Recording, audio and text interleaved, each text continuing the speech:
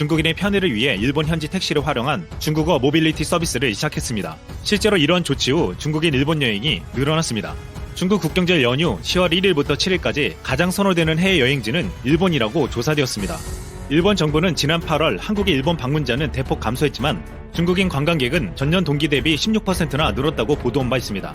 중국 교통운수부 과학연구원은 올해 국경절 여행 예측 보고서에서 해외 인기 여행지 1위로 일본을 뽑았습니다. 이어 태국, 이탈리아, 러시아, 미국, 터키, 인도네시아, 독일, 호주, 영국 순이었습니다. 여기서 충격적인 것은 한국은 10위권 안에 이름을 올리지 못했습니다. 2017년 사드 보복 이전에 한 중국 여론조사에서 한국은 올해 희망여행지 3위를 기록한 바 있었으나 사드 보복 이후 16위까지 떨어졌습니다. 그런데 사드 사태 이후 중국은 공식적으로 한한령을 풀었다고 했지만 중국인들의 한국 단체 관광이 여전히 막혀있고 온라인 여행사들의 한국 상품 취급도 아직도 금지되어 있습니다. 중국에서 한국에 대한 관광이 거의 금지되다시피 했기에 가장 가까운 일본 여행이 늘고 있는 가장 큰 이유가 되고 있습니다. 그런데 일본이 기대했던 것도 잠시 중국인들이 일본에 와서 돈을 잘 쓰지 않을 거란 전망이 나오고 있습니다. 유안화 약세 현상이 지속되고 있기 때문입니다. 미쓰비시 UFJ 모건 스탠리 증권은 유안화 환율이 10% 떨어질 경우 중국 관광객 1인당 지출액은 29,000엔 약 32만 원이 줄어들 것으로 분석했습니다.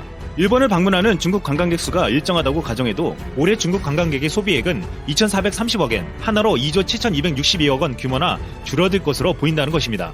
한국인 관광객 감소를 중국 관광객으로 완벽하게 메꾸겠다는 일본 정부의 계획은 성공적으로 돌아가는 듯 했으나 결국 실패하고 있는 상황이 되고 있는 것입니다.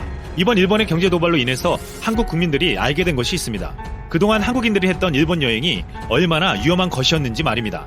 일본에 관광 가서 먹었던 음식 대부분이 후쿠시마 산이었다는 것이 드러났습니다. 후쿠시마산 식재료는 주로 외국인들이 가는 식당이나 편의점 등에 공급되었다는 것이 알려졌고 일본 방위상인 고노다로는 노골적으로 한국 여행객 750만 명이 와서 후쿠시마산 음식을 먹어줬다고 비꼬기도 했습니다. 또한 후쿠시마뿐만 아니라 일본의 수도인 도쿄까지 방사능 위험성이 있다는 것을 알게 되었습니다. 후쿠시마에서 가까운 도쿄도 방사능 수치가 높아 위험하고 도쿄 앞바다에서 잡히는 수산물까지도 위험하다는 것을 알게 된 것입니다. 또한 한국인들이 가장 즐겼던 일본 온천도 대부분이 가짜라는 사실도 드러난 바 있습니다. 2003년 SBS에서는 일본 온천 70%가 가짜이고 물에서 레지오넬라균이 발견됐다고 보도한 바 있고 일본 온천 전문가 고모리 다케노리는 일본 13,800개의 온천 중 진짜 온천은 거의 1%밖에 되지 않는다고 폭로하기도 했습니다. 한국인 여행객은 맛있는 음식과 온천 때문에 일본을 주로 찾았기에 이 같은 사실은 더욱 충격적이었습니다. 우리나라는 이번 일본의 경제 도발을 통해서 일본의 실체를 알게 된 것입니다.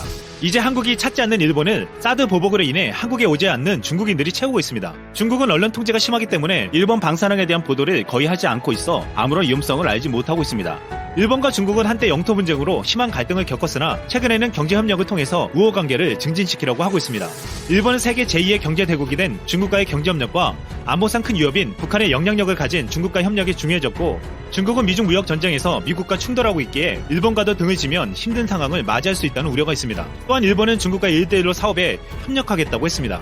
이 같은 이유 때문에 중국 정부는 일본에 대한 공격을 하지 않고 있습니다. 최근 한국에서 제기한 도쿄올림픽의 방사능 위험성은 물론 우길기나 일본 관광에 대한 위험성을 중국에서는 제대로 보도하지 않고 있습니다. 우리나라 국민들은 일본의 방사능에 대한 위험성을 알게 되었지만 대부분의 일본과 중국 국민들은 제대로 알고 있지 못하고 있습니다. 중국과 일본 모두 언론 통제가 심하기 때문입니다. 결국 중국은 사드 보복으로 한국 여행 대신 일본 여행을 가면서 위험에 노출되게 되었고 한국은 일본의 경제 보복으로 일본 여행을 안 가게 되어 위험을 피하게 되었습니다. 이상 쓸멍이었습니다.